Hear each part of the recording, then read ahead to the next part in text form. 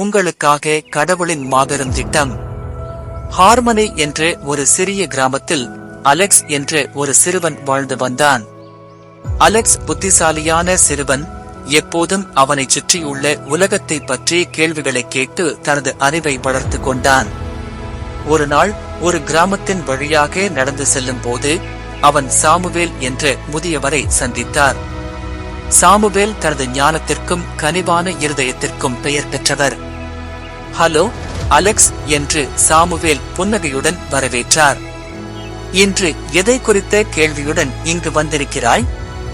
நான் ஒரு விஷயத்தை யோசித்துக் கொண்டிருந்தேன் என்று அலெக்ஸ் ஆர்வத்துடன் கண்கள் பிரகாசித்தபடி சொன்னான். கடவுள் எனக்கு ஒரு திட்டத்தை வைத்திருக்கிறாரா?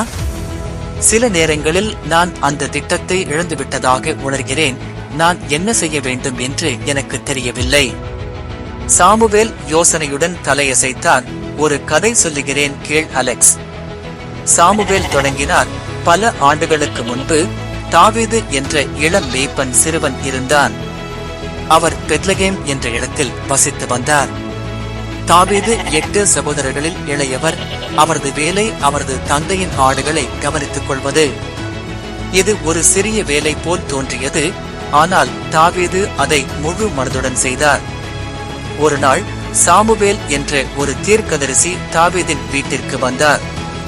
இஸ்ரவேலின் அடுத்த ராஜாவை அபிஷேகம் செய்ய கடவுள் அவரை அனுப்பியிருந்தார்.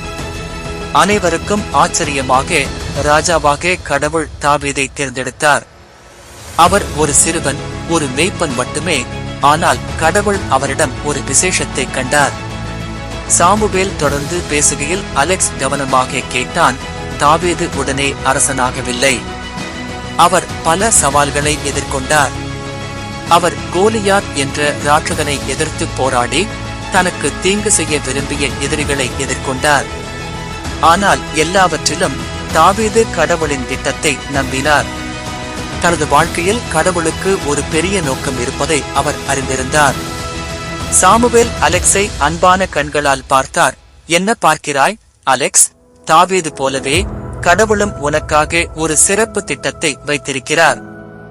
இது எப்போதும் தெளிவாக இருக்காது. மேலும் நீ சவால்களை எதிர்கொள்ளும் நேரங்களும் வரலாம். ஆனால் நினைவில் வைத்துக்கொள், கடவுள் உன்னை மற்றவர்களை விட நன்கு அறிவார். அவர் உனக்கு தனித்துவமான திறமைகளையும் கிருபைகளையும் வழங்கியுள்ளார். நீ அவரை நம்பி உங்கள் திறமைகளை பயன்படுத்தும் போது அவர் உனக்காக திட்டமிட்டுள்ள அற்புதமான விஷயங்களை கண்டுபிடிப்பாய். அலெக்ஸ் புன்னகைத்தான். அவரது இதயத்தில் ஒரு அரவணைப்பை உணர்ந்தான். நன்றி சாமுவேல். எனக்கு இப்போது புரிகிறது. நான் கடவுளின் திட்டத்தை நம்பி தாவீதைப் போலவே என்னால் முடிந்ததை செய்வேன். சாமுவேல் அலெக்ஸின் தோளை தட்டினான். அதுதான் ஆன்மா அலெக்ஸ். எப்போதும் நினைவில் கொள், கடவுளின் திட்டங்கள் நாம் கற்பனை செய்யக்கூடிய எதையும் விட பெரியவை மற்றும் சிறந்தவை. அலெக்ஸ் வீட்டிற்கு நடந்து செல்லும் போது அவர் ஒரு புதிய நோக்கத்தை உணர்ந்தான். என்ன நடந்தாலும் கடவுள் தனக்காக ஒரு பெரிய திட்டத்தை வைத்திருக்கிறார் என்பதை அவர் அறிந்திருந்தான்.